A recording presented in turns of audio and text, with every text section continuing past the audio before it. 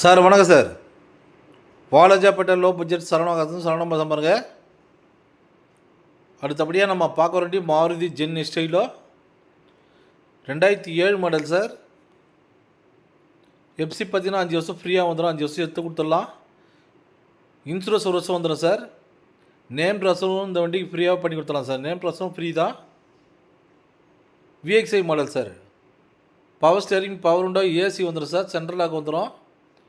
AC பார்த்தீங்கன்னா செம்ம cooling இருக்குது சார். அவுட்லுக்கு வந்து ரொம்ப தெளிவாக இருக்கும் வண்டி. தெளிவான வண்டி சார்.